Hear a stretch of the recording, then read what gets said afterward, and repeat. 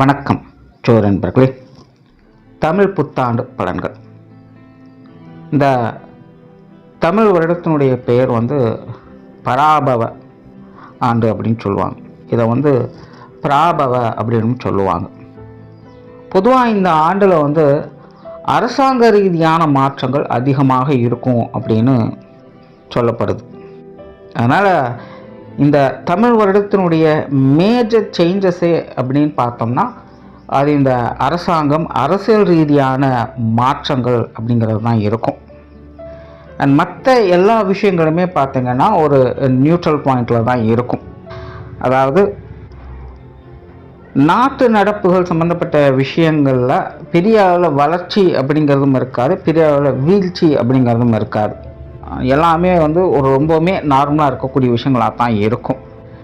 And இயற்கை பேரிடர்கள் அப்படிங்கிறதும் கூட ரொம்ப பெரிய அளவில் இருக்காது. அங்கங்கே சின்ன சின்ன விஷயங்களை மேம்போக்காக அப்படியே பஞ்சபூதங்கள் காட்டிட்டு போகும் அப்படின்னு சொல்லப்படுது.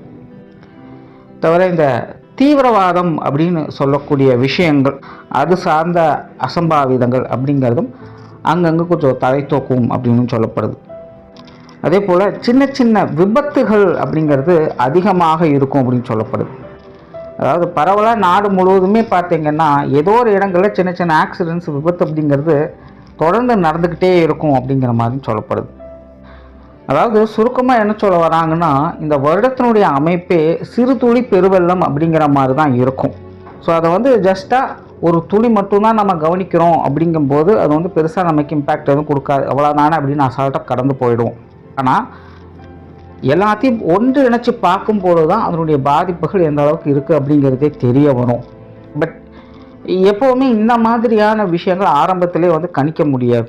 முடிஞ்சதுக்கப்புறம் தான் அதனுடைய ரிசல்ட் எப்படி இருக்குது அப்படிங்கிறது தெரிய வரும். ஏன்னா நல்லதோ கெட்டதோ சின்ன சின்ன விஷயங்கள் அப்படிங்கும்பொழுது யாரும் பெருசாக எதையும் கண்டுக்க மாட்டோம். அது மனிதர்களுடைய இயல்பு தான்.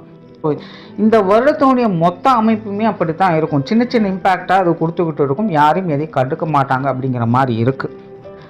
அதுலேயும் குறிப்பாக இது நடுத்தர மக்கள், சராசரியான மக்களுடைய வாழ்க்கையில் பெருசாக இம்பேக்டை கொடுக்காது. சின்ன சின்ன விளைவுகளை, நல்லது கெட்டது கலந்த விளைவுகளை கொடுத்துக்கிட்டு இருக்கும்.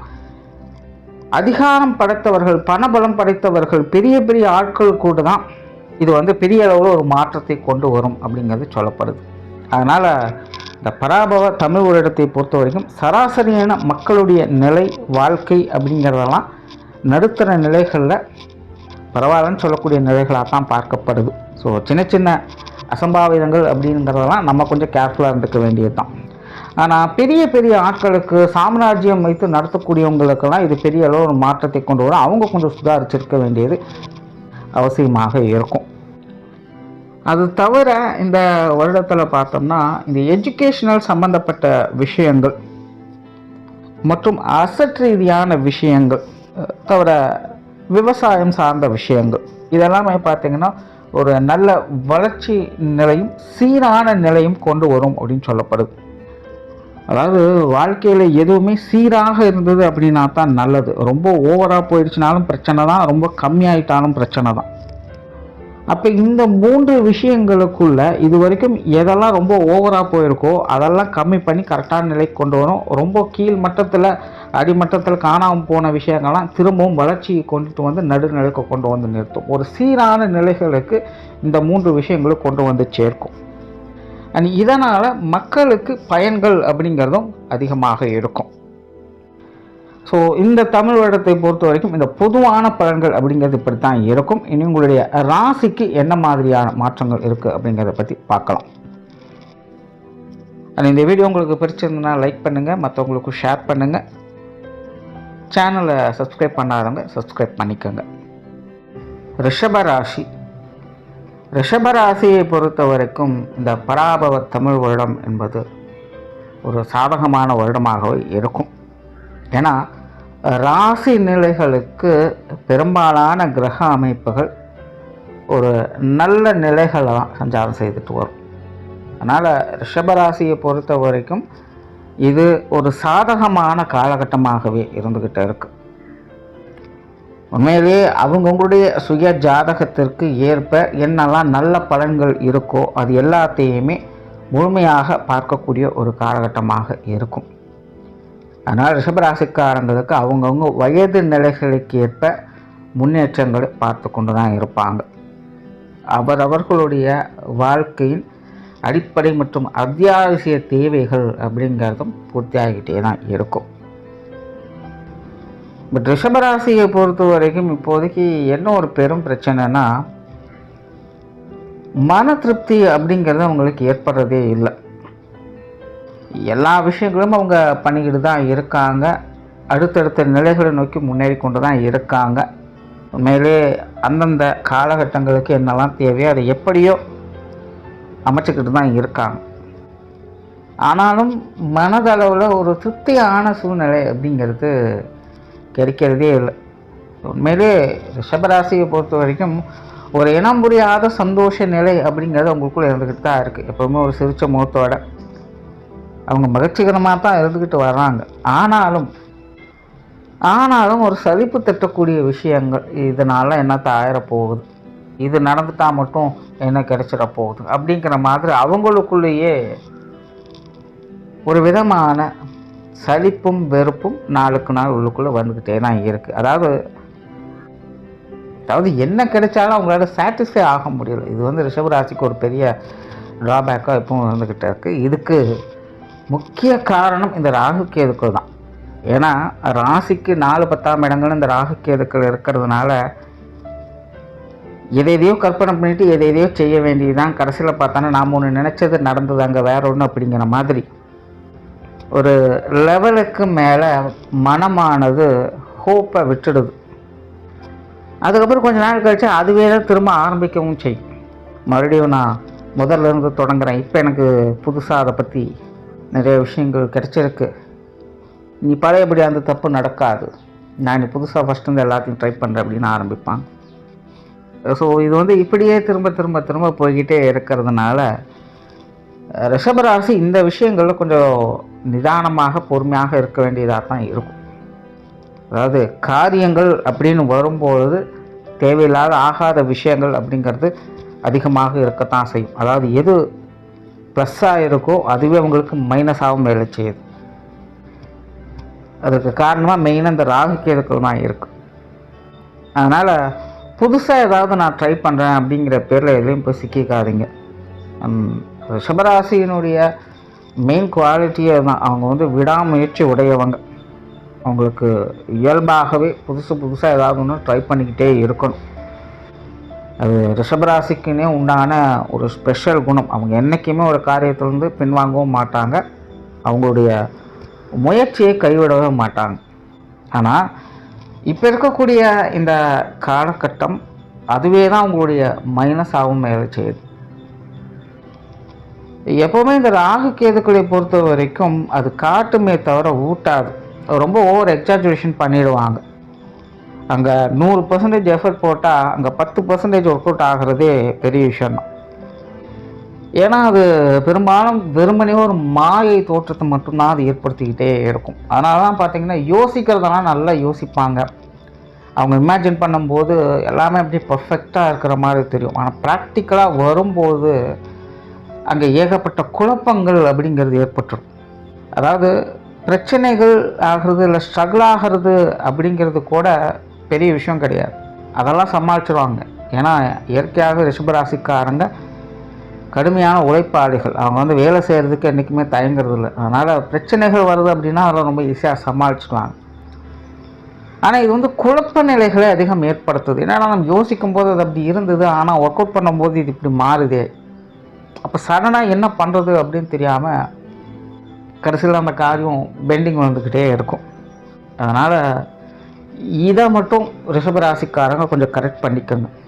ஸோ இந்த ராசி நிலையின்படி கிரக அமைப்புகள் எல்லாமே உங்களுக்கு சாதகமாக தான் இருக்குது. உங்களுக்கு தேவையான விஷயங்கள் தேவையான நேரங்களை கண்டிப்பாக அடைய செய்யும். அதில் எந்த ஒரு மாற்றமும் இல்லை. உங்களுடைய வாழ்வாதாரம் சரி, வாழ்க்கை நிலையும் சரி, முன்னேற்றங்களை நோக்கி போய்கிட்டு தான் இருக்குது. ஆனால் சில விஷயங்கள் நீங்களாக ஒரு சில விஷயங்களை செய்ய போய் அது நீங்கள் நினச்சது ஒன்று நடந்தது ஒன்று அப்படிங்கிற மாதிரி போய் நிற்கும். அதில் மட்டும் பார்த்து பக்குவமாக இருந்துக்கங்க. முன்ன பின்ன தெரியாத விஷயங்களை செய்யும்போது இல்லை புதுசாக ஏதாவது ஒரு விஷயங்களை செய்கிறீங்க அப்படின்னா ரொம்ப பெரிய அகலக்கால் வைக்காதீங்க, ஓரளவுக்கு ட்ரை பண்ணுங்கள். ஏன்னா உங்களை செயலாற்ற வைப்பதும் அந்த ராகுக்கு இருக்கலாம். கண்டிப்பாக உங்களால் எதுவும் செய்யாமல் இருக்க முடியாது. பட் செய்யக்கூடிய விஷயங்களை அதுவும் புதுசாக ஏதாவது ட்ரை பண்ணுறீங்க அப்படின்னா அதில் மட்டும் கொஞ்சம் அகலக்கால் வைக்காமல் இருங்க. மெதுமெதுவாக ஸ்டெப் பை ஸ்டெப்பாக முன்னேறி போங்க, அவசரப்பட வேண்டாம். ரிஷபராசிக்காரங்க இதை மட்டும் கொஞ்சம் கரெக்ட் பண்ணிட்டாங்க அப்படின்னா அந்த மனசலிப்புகள் அப்படிங்கிறதும் இருக்காது. இந்த பராபவ தமிழ் வருடத்தை பொறுத்த வரைக்கும் ரிஷபராசிக்கு சுப விசேஷங்களுடைய காலகட்டம் அப்படின்னு சொல்லலாம். கண்டிப்பாக உங்களுடைய இல்லங்களில் உங்களுடைய சொந்த பந்தங்களுக்குள்ள இந்த திருமண காரியங்கள், புத்திர பாக்கிய அமைப்புகள், குழந்தைகளுக்கான சுப விசேஷங்கள், காரியங்கள் இதெல்லாமே சிறப்பாக அமையும். அதுலேயும் இப்போது 2வது திருமணம், 3வது திருமணம் அப்படின்னு கூட நிறைய பேர் வெயிட் பண்ணுறாங்க. பெரும்பாலும் இந்த திருமண அமைப்புகள் எல்லாமே உங்களுக்கு ஒரு சாதகமான நிலைகளாக வேலை செய்யுது. வெளியூர் மற்றும் வெளிநாடு சம்பந்தப்பட்ட விஷயங்களுக்காக முயற்சிகள் அதிகமாக இருக்கும். அது சம்பந்தப்பட்ட விஷயங்கள் உங்களுக்கு கொஞ்சம் நல்லபடியாக கை கொடுக்கணும்னு சொல்லலாம். பேச்சுவார்த்தைகளால் ஆதாயம் உண்டு. தொழில், வேலை, உத்தியோகம் சம்பந்தப்பட்ட விஷயங்கள் அளவான நிலைகள் தான். அதாவது அலைச்சலோடு ஆதாயம் உண்டு அப்படின்னு சொல்லலாம். நீங்களும் புதுசாக ஏதாவது ஒன்று ட்ரை பண்ணிக்கிட்டே தான் இருப்பீங்க. 10 விஷயம் செய்கிறீங்க அப்படின்னா அதில் 2 விஷயம் ஒர்க் அவுட் ஆகும். இப்படி தான் எல்லா விஷயங்களும் போகும். அதனால் தொழில், வேலை, உத்தியோகம் அப்படிங்கும்போது கொஞ்சம் பொறுமை, நிதானம் தேவைப்படத்தான் செய்யுது. பட் நல்ல விஷயம் என்னென்னா அங்கே பெருசாக பிரச்சனைகள் அப்படின்னு எதுவும் கிடையாது. கொஞ்சம் தேவையில்லாத அலைச்சல்கள் அதிகமாக இருக்கும். ஒரு வேலைக்கு 2 வேலை செய்ய வேண்டிய சூழ்நிலைகள் அப்படிங்கிறது ஏற்படலாம். சில பேர்லாம் ஆற்றுல ஒரு கால் சேத்துல ஒரு கால் அப்படிங்கிற மாதிரி ஒரே நேரத்தில் பல வேலைகளும் செய்யவும் ஆரம்பிச்சிடுவாங்க. கடைசியில் இதுவும் முடிக்க முடியாமல் அதுவும் முடிக்க முடியாமல் கொஞ்சம் சிக்கல்கள் ஏற்படும். ஸோ அந்த மாதிரியான விஷயங்கள்லாம் கொஞ்சம் கரெக்டாக பார்த்து மெயின்டைன் பண்ணிக்கோங்க. அதனால் தொழில், வேலை, உத்தியோகம்னு வரும்போது ரிஷபராசிக்காரங்களுக்கு வேலை பளு, அலைச்சல்கள் அதிகமாக இருக்கவே செய்யும். பட் இருந்தாலும் முன்னேற்றத்தை நோக்கி தான் போய்கிட்டு இருக்கும். பொருளாதாரம் சார்ந்த விஷயங்கள் சாதகமாக இருக்குது. இது வரைக்கும் எப்படியோ அப்படி இப்படின்னு சமாளிச்சிட்டிங்க. நிறைய பேருக்கு திடீர் பண வரவுகள் போன்ற விஷயங்கள்லாம் கிடைக்கப்பட்டிருப்பீங்க. ஏதோ ஒரு வகையில் பொருளாதார ஆதாயம் அப்படிங்கிறது ரிஷபராசிக்காரங்களுக்கு கிடைச்சிருக்கும். பட் இந்த தமிழ் வருடத்தை பொறுத்த வரைக்கும் இந்த பொருளாதார விஷயங்கள் அப்படிங்கிறது ஒரு நடுநிலைத்தன்மையோடு வேலை செய்யுது. பெரிய அளவில் உங்களுக்கு கை கொடுக்குமா அப்படிங்கிறது தெரியாது. பட் சொதப்பல்கள் இருக்காது. அதனால் இந்த கொடுக்கல் வாங்கல் விஷயங்கள் எல்லாமே சமாளிக்கக்கூடிய நிலைகள் தான் இருக்குது. கடன் சம்பந்தப்பட்ட விஷயங்கள் எல்லாமே கூட உங்களுக்கு கொஞ்சம் சுமூகமாகவே இருக்கும். அதனால் பொருளாதார விஷயங்களை பொறுத்த வரைக்கும் பெருசாக பிரச்சனைகள் அப்படிங்கிறது இல்லை. பட் இருந்தாலும் ஒரு சுமூகமான விஷயங்களை பார்த்துக்கிட்டு வரலாம். குடும்ப வாழ்க்கை நல்லபடியாகவே இருக்கும். இன்னும் சொல்லப்போனால் இந்த வருடம் ரொம்பவுமே நல்லபடியாக இருக்கும் அப்படின்னு சொல்லலாம். ரிஷபராசியை பொறுத்த வரைக்கும் குடும்ப விஷயங்கள், காரியங்கள் அப்படிங்கும்பொழுது அது ஏகப்பட்ட ஸ்ட்ரகிளை கொடுத்துருக்கும். 2025 பார்த்தீங்கன்னா ஒரு விஷயத்தை செய்யணும் அப்படின்னால ஏகப்பட்ட அலைச்சல்கள் தொடர்ந்து இருந்துக்கிட்டே தான் இருக்கும். ஜானேனா மோசம் இருக்குதுங்கிற மாதிரி ஒரு பிரச்சனை முடிஞ்சால் இன்னொரு பிரச்சனை அப்படிங்கிற மாதிரி போய்கிட்டே இருக்கும். அதாவது குடும்ப காரியங்களை சொல்கிறோம். ரொம்பவுமே அது அலைச்சலையும் டென்ஷனையும் கொடுத்துட்ருக்கும். இந்த தமிழ் வருடத்தை பொறுத்த வரைக்கும் குடும்ப விஷயங்கள், காரியங்கள் அவ்வளோ பிரச்சனைகள் கொடுக்காது. ஆனால் சில விஷயங்கள் பெருசாக என்னமோ மழை மாதிரி தெரியும். ஆனால் டக்குன்னு சிம்பிளாக அதை முடிச்சிடுவீங்க. அதனால் குடும்ப விஷயங்கள், காரியங்கள் எல்லாமே இந்த வருடம் உங்களுக்கு சாதகமாக தான் இருக்குது. அந்த குடும்ப உறவுகளுக்குள்ளேயும் கூட பெரிய அளவு சங்கடங்கள் அப்படிங்கிறதுலாம் எதுவும் இல்லை. எல்லாருமே உங்களுக்கு கொஞ்சம் அனுசரணையாகத்தான் இருந்துட்டு வருவாங்க. பெற்றோர்களாகட்டும், உடன்பிறப்புகள், கணவன் மனைவி உறவுகள் எல்லாமே சாதகமாக தான் இருக்குது. குழந்தைகளுடைய விஷயங்கள், காரியங்கள், அவங்களுக்கு தேவையான முன்னேற்றம் போன்ற விஷயங்கள் கூட இந்த வருடம் உங்களுக்கு சாதகமாக தான் இருந்துக்கிட்டு இருக்கும். மாணவர்களுக்கு கல்வி வித்தை சம்பந்தப்பட்ட விஷயங்கள் ஓரளவுக்கு பரவாயில்ல தான். அதாவது ரிஷபராசியை பொறுத்த வரைக்கும் கல்வி வித்தைகளில் அவங்களுடைய தனித்துவமான விஷயங்களை வளர்த்து கொள்ளக்கூடிய ஒரு காலகட்டம் தான். வெளியில் அவங்களுக்கான ரெகக்னேஷன் கிடைக்குமா அப்படிங்கிறது தெரியாது. ஆனால் தனிப்பட்ட முறையில் ரிஷபராசி மாணவர்கள் அவங்களுடைய கல்வி வித்தைகளில் தனித்த ஞானத்தை பெற்றுட்டு வராங்க. அவனுடைய பலன்கள் அப்படிங்கிறது கொஞ்சம் காலதாமதமாக தான் கிடைக்கும். அதனால் இப்போதைய நேரில் கொஞ்சம் அப்படி இப்படி இருக்கு அப்படின்னு நினச்சாலும் சங்கடப்பட வேண்டாம். உங்களுடைய முயற்சிகளை கைவிடாதீங்க. கண்டிப்பாக அதற்கேற்ற பலன்கள் அப்படிங்கிறது கூடிய சேர்த்துல கிடைக்கத்தான் போகுது. இப்போதைய நிலைகளில் அது ஓரளவுக்கு உங்களுக்கு பலன்களை கொடுத்துட்டு வரும். பட் பெரிய அளவில் நெகட்டிவான விஷயங்கள் அப்படிங்கிறது எதுவும் கிடையாது. முயற்சியை மட்டும் கைவிடாதீங்க. அந்த சொத்து சுகங்கள், வாகன ரீதியான விஷயங்கள் இதில் பெரிய அளவுக்கு வளர்ச்சி அப்படின்னு சொல்கிறதுக்கு இல்லை. நிறைய மெயின்டெனன்ஸ் சம்மந்தப்பட்ட விஷயங்கள் அப்படிங்கிறது இருக்கும். பெரும்பாலும் இந்த சொத்து சுகங்கள் அப்படின்னு வந்துட்டாலே ரிஷபராசிக்காரங்களை பொறுத்த வரைக்கும் அது ஒரு மாதிரி பெட்டும்படாலும் தொட்டும்படாலும் தான் இருப்பாங்க. நார்மலாகவே ரிஷபராசிக்காரங்களுக்கு இந்த வீடு நிலப்புங்க சம்மந்தப்பட்ட விஷயங்களில் பெருசாக ஆர்வம் அப்படிங்கிறது இருக்காது. அதாவது ரொம்ப பெருசாலாம் எதிர்பார்க்க மாட்டாங்க. இருக்கிறதை வைத்து என்ன செய்ய முடியுமோ அதை செஞ்சுப்பாங்க. மற்றபடி இது இப்படி இருக்கணும், அப்படி இருக்கணும், அப்படி வேணும், இப்படி வேணும்னு எதிர்பார்க்க மாட்டாங்க. என்ன இருக்கோ அதை வச்சு அவங்களுக்கு தேவையானதை அவங்க சமாளிச்சுப்பாங்க.